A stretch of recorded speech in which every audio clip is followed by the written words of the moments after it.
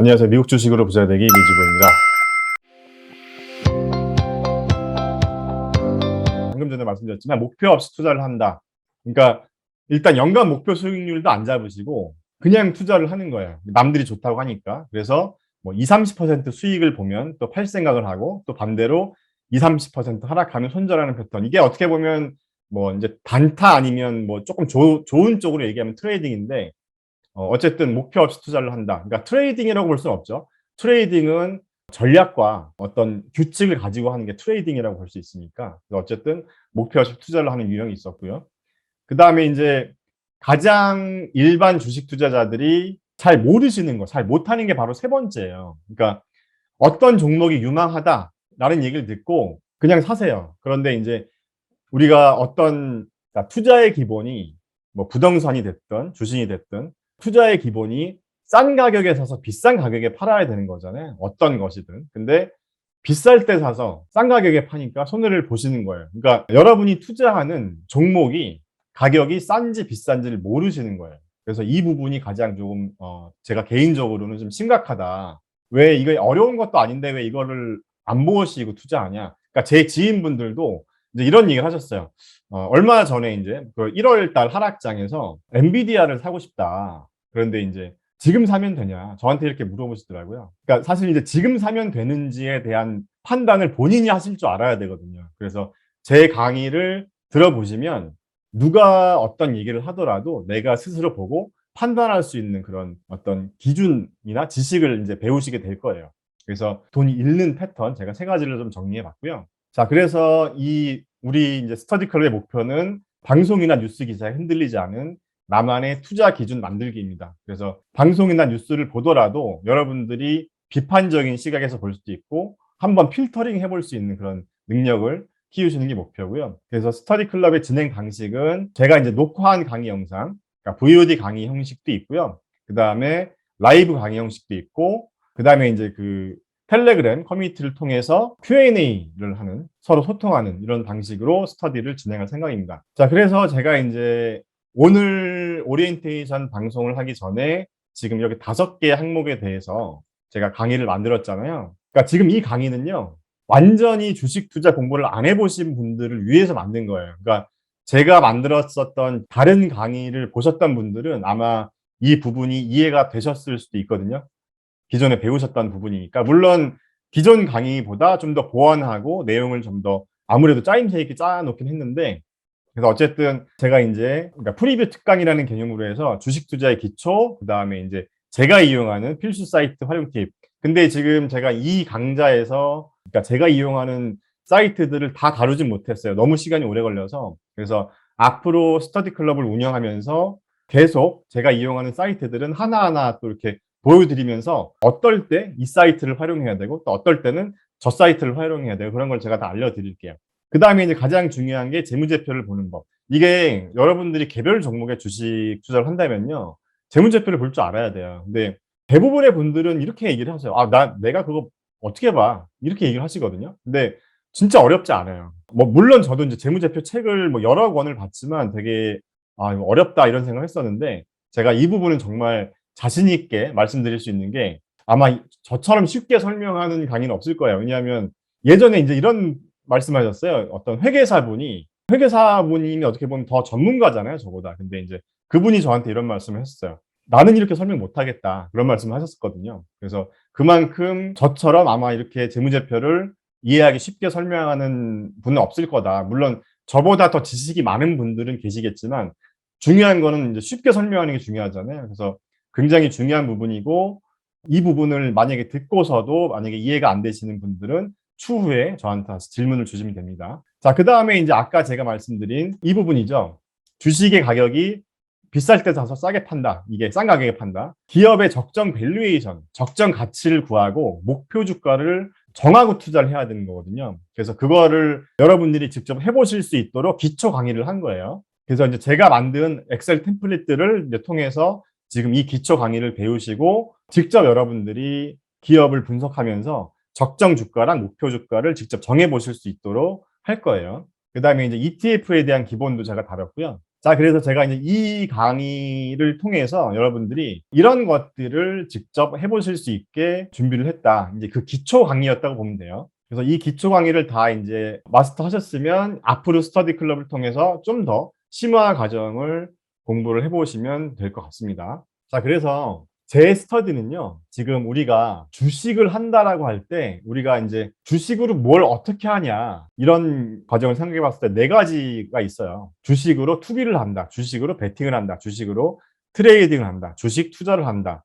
이렇게 네 가지 용어가 있는데, 대부분의 일반 분들은 좀 투기나 베팅을 많이 하시죠. 그래서 이게 지금 제가 사전적인 뜻을 적어 놓은 건데, 뭐, 투기 같은 경우는 이제 기회를 틈타서 큰 이익을 보려고 한다.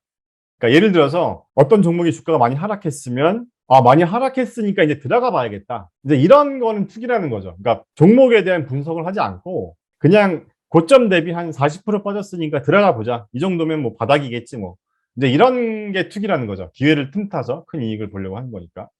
뭐 배팅은 결과가 불확실한 일에 돈을 거는 행위. 보통 도박을 얘기하잖아요. 그리고 이제 전문적인 어떤 전략과 엄격한 규칙을 만들어 놓고 하는 거는 이제 트레이딩이라고 보통 얘기를 하고, 보통 트레이더들은 이제 주식 전문가들, 증권사의 전문가들이 트레이딩을 하는데, 우리 여러분들, 그러니까 생업이 있는 일반인들은 저는 트레이딩도 하면 안 된다고 생각을 해요. 이 투자를 해야 된다고 생각하거든요. 그래서 이 투자라는 말의 사전적인 뜻은 이익을 얻기 위해서 어떤 일이나 사업에 자본을 대거나 시간이나 정성을 쏟는다. 이제 이렇게 나와 있어요, 사전에. 그래서 우리는 주식 투자를 해야 된다. 이렇게 말씀을 드리고 싶고요. 제가 이제 이 부분에 대해서 제 경험을 좀 말씀을 드릴게요. 제 경험을. 제가 이제 사업을 오래 했잖아요. 그래서 사업을 오래 해서 뭐 투자 유치도 많이 받아보고 국내 상장사와 이제 M&A를 하면서 한마디로 제가 주식을 다 판 거잖아요. 제가 주식을 다 팔았거든요. 그래서 돈을 좀 번 건데 그런 것 같아요. 그러니까 제가 사업을 할 때 투자를 받거나 투자를 받는다는 거는 제 회사의 주식을 새로 발행해서 투자자들한테 파는 거예요. 그죠? 주식을 파는 행위가 투자를 받는 거잖아요. 그러면은 제 입장에서는 저는 제 회사의 주식을 싸게 팔기를 원할까요? 비싸게 팔기를 원할까요? 당연히 저는 오너 입장에서 제 회사의 주식을 비싸게 팔기를 원하겠죠.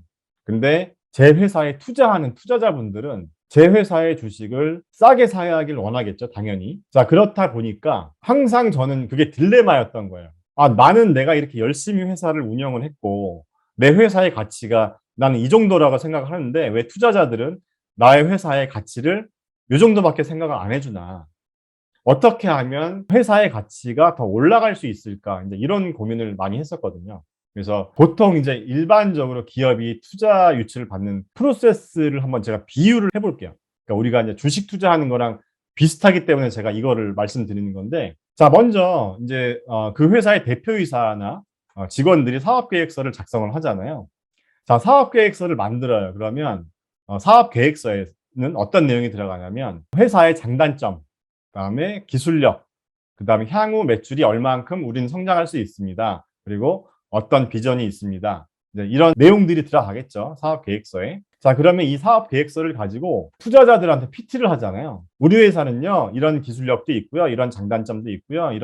이만큼 성장할 거고요. 그래서 우리 회사에 투자해 주시면 투자자분들한테 이렇게 돈을 벌게 해드릴 거예요. 이제 이런 얘기를 하거든요. 그러면 투자자들은 그 얘기를 들어보고 이 회사에 내가 투자하면 돈을 이만큼 벌겠네. 이제 이런 생각을 하는 거예요. 그러니까 예를 들면 뭐 이런 거죠. 지금 우리 회사가 이 정도 매출을 하고 나는 기업 가치를 예를 들어서 100억 원을 받기를 원합니다. 근데 여러분들이 투자를 해주시면 3년 뒤에 우리 회사의 가치는 한 500억 원 정도가 될 거예요. 왜 그러냐면 우리 회사는 이런 장단점과 기술력과 향후에 이만큼 성장할 거기 때문에 3년 뒤에 우리 회사의 기업 가치가 100억에서 500억이 될 거예요. 그럼 여러분들은 지금 나한테 투자를 하면 3년 뒤에 5배를 버시는 거예요. 이제 이런 식의 투자자들을 설득하는 과정이 들어가는 거거든요. 자, 그래서 이제 이런 부분들을 설명을 하면 투자자들이 이 대표이사가 얘기하는 게 일리가 있어. 말이 되네. 이제 이런 생각을 하면 투자를 결정을 하는 거죠. 오케이, 투자합시다. 이제 결정하는 거예요. 자, 그럼 그 다음에 하는 게 뭐냐면 가치 평가를 해요. 자, 제가 얘기했잖아요. 가치 평가가 중요하다고. 자, 그러면 아까도 말씀드렸지만 나는 이 회사에 투자를 할 거야. 그런데 당신이 지금 당신 회사의 가치를 100억을 얘기했지만 내가 볼 때 100억은 아니야. 내가 볼 때는 한 70억 정도까지는 인정해 줄게. 이제 이런 식의 딜을 하는 거예요, 서로.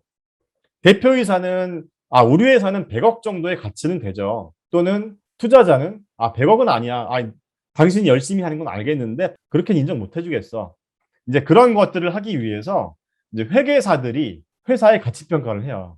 회계사들을 불러서 가치 평가를 해요. 그럼 회계사들이 회사의 여러 자료들을 보면서 이 회사는 80억 정도 됩니다. 이렇게 이제 가치 평가를 하는 거예요. 그러면 대표이사는 100억을 원하고 투자자들은 만약에 70억 정도를 얘기했는데 회계사가 한 80억 정도는 됩니다. 그러면 그 정도에서 이제 합의를 보는 거죠. 그러면 80억의 기업 가치에 투자를 하는 거예요. 자, 이 부분은 이 강의를 들으신 분들은 아마 이해를 하실 거예요. 제가 한번 예를 들어서 설명드릴게요.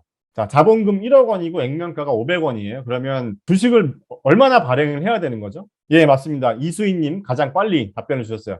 20만 주를 발행해야 되죠. 자, 계산되시죠? 자, 그러면 주식 한 주는 액면가 500원이잖아요. 그러면 내 회사가 만약에 100억 원의 가치를 인정을 받았어요. 자, 그러면은 주식 한 주의 가격은 얼마가 되는 거죠? 자, 이것도 채팅창으로 한번 올려주시겠어요? 다시 한번 자본금 1억짜리 맞습니다. 5만 원 맞아요. 예. 제 강의를 잘 들어주신 것 같네요. 자, 그러면 이 대표이사는 액면가 500원짜리 회사를 만들어서 100배를 키운 거잖아요. 그렇죠? 5만 원이 된 거니까 주식의 가격이. 만약에 지금 이 강의를 듣는 분들 중에서 이 부분 조금 모르겠다 이런 분들이 있으실 수 있는데 괜찮아요. 나중에 제가 다 또 이제 자세하게 설명을 드릴 테니까 지금 혹시 난 모르겠는데 라고 생각하시는 분이 있어도 그냥 넘어가시면 돼요. 편안하게. 제가 나중에 다시 설명을 드릴게요. 자, 그래서 어쨌든 이런 식으로 해서 결정이 되고 투자금이 들어오는 거죠. 그러면 회사는 어떻게 투자금을 받냐? 보통 증자를 하죠. 증자를 해서 투자금을 받는 거예요. 보통 이제 유상증자라고 하죠. 유상증자를 해서 투자금들의 돈을 받는 거죠. 그 말은 다시 말하면 주식을 판 거예요. 그죠? 자, 그러면 여기서 가치 평가를 해야 되는데 대부분의 일반 투자자분들이 이걸 못 해요. 가치 평가를. 제가 한 가지 예를 좀 들어서 설명드릴게요. 자, 여러분들 루시드 다 아시죠? 전기차 이번에 양산 시작한 루시드 모터스.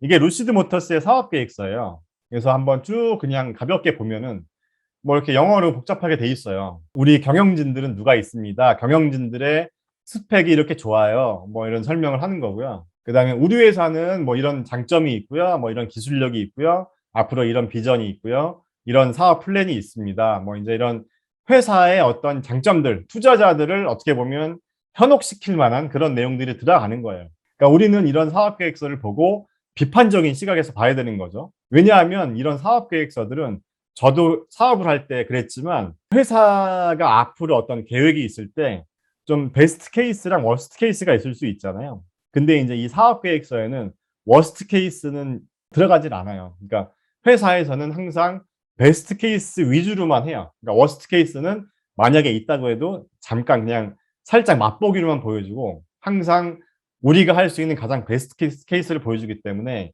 비판적인 시각으로 봐야 되거든요. 그래서 우리가 만약에 투자자 입장이라면 이런 사업 계획서도 보고 여러 가지 자료들도 보면서 이제 판단을 하는 거죠. 자, 여기서 보시면은 이제 쭉 뭐 이제 회사의 어떤 플랜들이 나오고 기술적인 부분도 나오잖아요. 우리는 이런 기술력이 있어요라고 하면서 이런 기술적인 부분도 나오고 그다음에 더 뒤에서 보면 이제 매출 계획 같은 게 나와요. 이렇게. 근데 이 부분이 중요한 거거든요. 이게 진짜 이렇게 되는 건가? 이제 이게 중요한 거예요.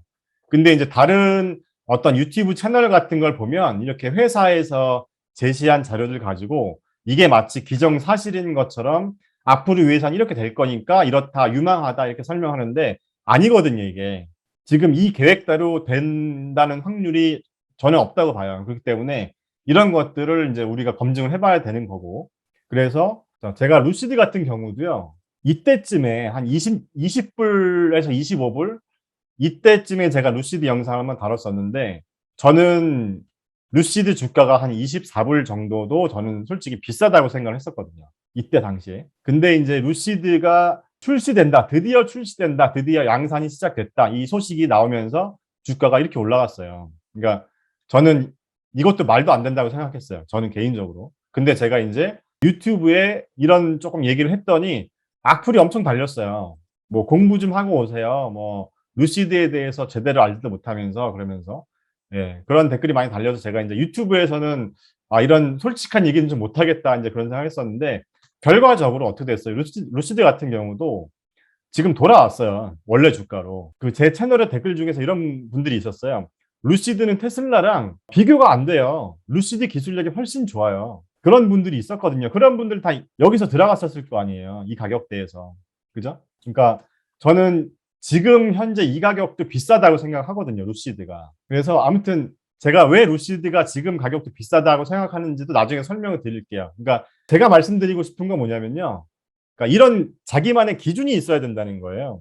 만약에 내가 이 가격이 비싸다고 생각을 했는데 주가가 만약에 또 오를 수도 있어요. 근데 그건 어쩔 수 없는 거예요. 왜냐하면 주식 투자의 기본은 잃지 않는 게 중요하거든요. 잃지 않는 거. 만약에 50불에 샀는데 지금 24불이면 반토막 난 거잖아요. 그러면은 지금 이 반토막을 또 어떻게 만회할 거예요? 그러니까 내가 비싸다고 생각한 종목은 투자 안 하면 되는 거예요. 이제 그 방법을 여러분들이 배우시게 된다는 거고요. 그래서 지금 제가 이제 이거를 보여드리는 이유가 저는 투자자들 앞에서 우리 회사의 주식을 비싸게 팔려고 막 했던 사람이잖아요. 근데 지금은 반대 입장이잖아요. 지금은 투자자 입장에서 어떤 기업의 어떤 유망한 기업의 주식을 우리는 싸게 살려는 사람들이에요. 그죠? 그래서 제가 만났었던 그런 투자자들이 생각했었던 프로세스대로 우리가 생각을 해야 된다는 거예요. 그래서 어떤 이런 프로세스대로 우리가 생각을 해야 된다.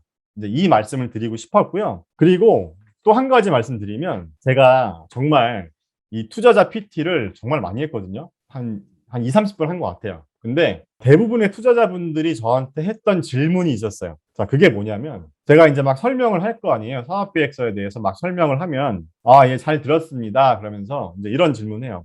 근데 대표님 회사가 아니면 안 되는 무언가가 있나요? 이제 이런 질문을 해요, 저한테.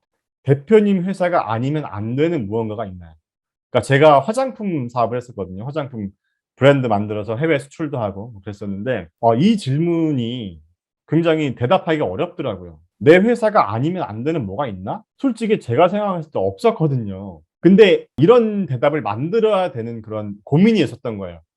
우리 회사가 아니면 안 되는 무언가를 만들어야겠다. 그래야지 회사의 가치가 올라갈 수 있겠다. 그게 어떤 뭐 특허 기술이 될 수도 있고 남들이 쉽게 따라오지 못하는 어떤 그런 게 될 수도 있겠죠. 자, 그리고 또 이런 질문을 많이 하셨어요. 제가 왜 대표님 회사에 투자를 해야 되나요? 이런 부분. 제가 이 얘기를 왜 했냐면 우리가 어떤 기업에 투자를 할 때 반대로 이 질문을 해야 된다는 거예요. 내가 왜 이 회사에 투자를 해야 되는 건가? 이 회사가 아니면 안 되는 뭔가가 있는 건가? 이런 걸 생각을 해보는 거야. 자, 이런 관점에서 제가 페이스북이 주가가 많이 빠졌잖아요. 최근에. 저는 저점 매수를 안 했어요. 자, 그 이유가 뭐냐면 저는 이 첫 번째 질문을 해본 거예요. 이 회사가 아니면 안 되는 무언가가 있는가? 자, 그런데 이제 페이스북도 플랫폼 기업이잖아요. 페이스북도 플랫폼 기업이고 예를 들면 뭐 구글이나 뭐 마이크로소프트 이런 기업들도 플랫폼 기업이에요. 그죠? 근데 이 플랫폼도 플랫폼 나름인 거죠. 예를 들면 마이크로소프트 같은 경우는 윈도우라는 운영 체제를 갖고 있잖아요. 어떻게 보면 큰 범위에서 보면 그것도 플랫폼이라고 볼 수 있는데 그리고 애플 같은 기업도 있죠. 애플. 자, 애플 같은 경우는 iOS가 있잖아요. 그다음에 맥OS도 있고. 그러니까 운영 체제를 점유하고 있는 기업들. 그러니까 플랫폼도 플랫폼 나름인데 그러니까 우리가 이렇게 먹이사슬 그러니까 피라미드 구조가 있다고 하면 먹이사슬 가장 위에 있는 기업들. 저는 그 기업들이 구글과 애플, 마이크로소프트라고 생각하거든요. 자, 구글 같은 경우 안드로이드를 갖고 있고요. 우리 갤럭시 같은 폰의 운영 체제죠. 그다음에 애플은 iOS, 맥OS 이 운영 체제를 갖고 있어요. 그리고 마이크로소프트도 윈도우라는 이 OS, 강력한 OS의 운영 체제를 갖고 있어요. 그러니까 얼마 전에 페이스북의 그 주가가 떨어졌을 때도 애플이 광고 정책을 바꾼다고 하니까 주가가 떨어졌잖아요. 그러니까 이 질문을 해보는 거예요. 자, 이 회사가 아니면 안 되는 무언가가 있나? 자, 그런데 마이크로소프트가 없어지면 어떻게 되죠? 자, 마이크로소프트가 없어지면 우리가 지금 다 윈도우 쓰잖아요. 그럼 우리가 지금 굉장히 불편해지는 거예요.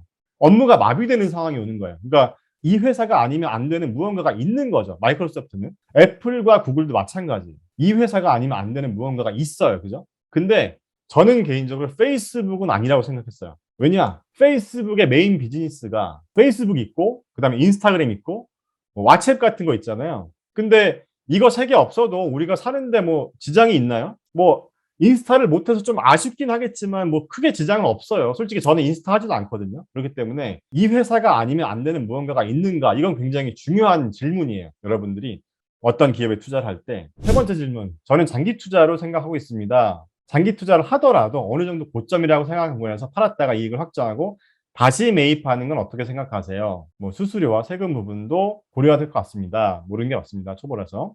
자, 이거 제가 한번 예를 들어서 설명해 볼게요. 자, 테슬라 한번 예를 들어볼게요. 테슬라. 자, 테슬라 같은 경우도 저도 이제 살짝 고민을 했어요. 테슬라가 주가가 1200불까지 올라갔었잖아요. 네, 주가가 작년 말부터 엄청나게 많이 상승을 했었어요. 그런데 저도 마찬가지로 테슬라의 장기 투자를 생각하고 있어요. 근데 이제 1200불에서 팔아야 되냐? 저는 고민을 살짝 했어요. 어떤 기술적인 지표들도 과열 구간이었어요. 1200불 때. 만약에 제가 유튜브를 안 했으면 아마 팔았을 수도 있어요. 왜냐하면 제가 유튜브로 계속 계좌를 공개해 드리잖아요. 근데 제가 장기 투자를 하자고 해놓고 샀다 팔았다 하는 거 그런 모습을 제가 보여드리기 일단 싫었어요. 그래서 1200불 구간이 과열 구간이라고 생각하지만 팔진 않았고, 그리고 또 여러분들이 항상 느끼는 거지만 여러분들이 팔고 나면 오르고 사면 떨어지잖아요. 그렇죠? 그렇기 때문에 단기적으로 여러분들이 뭐를 예측하려고 하면 안 돼요. 그러니까 아까 제가 가치 평가가 중요하다고 말씀을 드렸는데 내가 지금 이 기업의 적정 가치가 얼마인지를 계산하고 앞으로 3년 뒤 또는 5년 뒤에 이 회사의 가치가 이만큼 오를 거야라는 그 분석을 하고 들어가는 거거든요. 그렇기 때문에 어느 정도 고점이라고 생각한 구간에서 팔았다가 이익을 확정하고 다시 매입하는 거는 투자가 아니에요. 이건 그냥 트레이딩이죠. 그렇기 때문에 저는 개인적으로 정말 여러분들이 수익을 내고 싶으면 이거 이렇게 하면 안 돼요. 이거 고점을 어떻게 하실 거예요? 이 고점을. 특히 성장주들 같은 경우는 변동성이 너무 심하기 때문에 어떤 시장의 이성적인 그런 판단 기준이 저는 없다고 생각해요.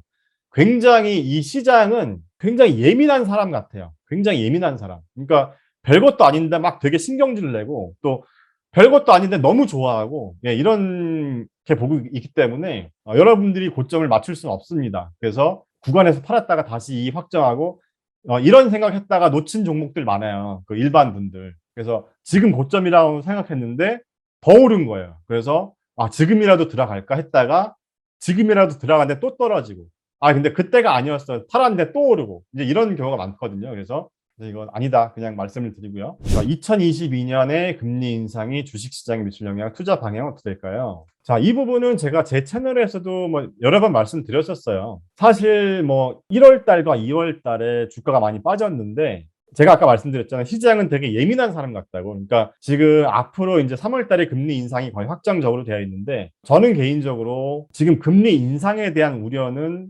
충분히 시장에 반영이 됐다고 생각해요. 그래서 여기서 이제 우리가 중요한 건 뭐냐면, 그러니까 금리 인상, 그러니까 이건 좀 심플하게 한번 얘기를 해보면, 제가 이제 사업을 할 때 은행이나 부채가 많이 있었어요. 그러면 당연히 매달 내야 되는 이자도 있잖아요. 자, 그러면 제가 내야 될 매달 이자가 한 3천만 원이에요. 예를 들어서. 그런데 금리가 올라요. 그럼 3천만 원이 3,500만 원이 되고 내야 될 이자가 올라간다고요. 그러면 제가 회사를 하면서 이런 것도 투자해보고 저런 것도 투자해보면서 매출을 좀 키우려고 했는데 이자가 높아지면 회사가 힘들어지는 거예요. 그러니까 회사가 성장을 하기 위해서 뭔가를 하기 힘들어지기 때문에 당연히 성장주에 안 좋다 이런 얘기를 하잖아요. 왜냐하면 왜 성장주에 안 좋냐면 보통 성장주들은 부채 비율이 좀 높아요. 그러니까 대형 우량주들보다. 그렇기 때문에 올해 같은 경우는 우리가 성장주, 그러니까 영업이익이 적자인 성장주에 투자를 할 때는 굉장히 저는 보수적으로 접근을 해야 된다고 생각해요. 물론 과도하게 빠진 애들이 있어요. 그러니까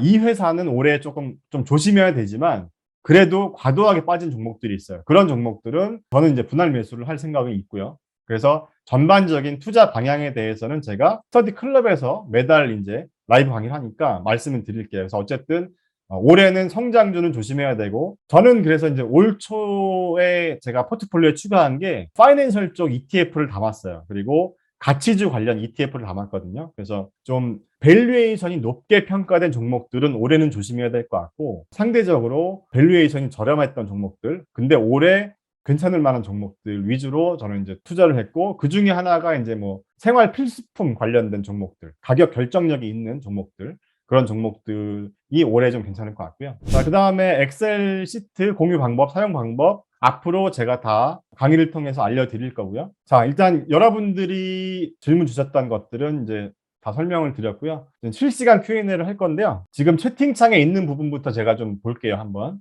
자, 그 다음 질문, 루시드의 적정 주가가 현 시점에서 못 미치는 이유가 뭘까요? 자, 이 부분 설명드릴게요. 자, 여기서 한번 보여드릴게요. 자, 이게 지금 엔터프라이즈 밸류라고 해서 기업 가치를 말하는 거거든요. 자, 지금 제가 이것도 한번 그 영상으로 다뤘었는데, 루시드가 지금 시총이요. 지금 주가가 많이 하락했잖아요. 근데 주가가 지금 많이 올랐을 때는 시총이 거의 한 80빌리언 달러 정도 됐었거든요. 한 80빌리언. 80빌리언 달러면요.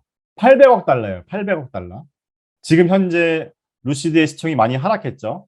지금 얼마죠? 루시드 시총이 지금 여기 마켓캡 보면 되거든요. 그래서 한 400억 달러 정도 돼요. 400억 달러. 자, 그러면 지금 자, 테슬라랑 한번 비교를 해보자고요. 테슬라가 400억 달러였을 때가 언제였냐? 지금 400억 달러면요. 지금 한 이쯤이에요, 이쯤. 2017년. 테슬라가 2017년에 400억 달러였어요. 그러면은 저 같은 경우는 테슬라가 2017년에 어땠는지를 봐요. 일단 매출이나 이익 같은 걸 보는 거죠.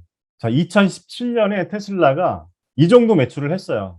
2017년에. 근데 지금 루시드는 현재 거의 매출이 없다고 봐야 되잖아요. 그러니까 지금 테슬라 물론 2017년과 2021년, 지금 2022년 현재 시장 상황이 다를 수 있어요. 그래서 2017년에 테슬라 비교할 수 없다.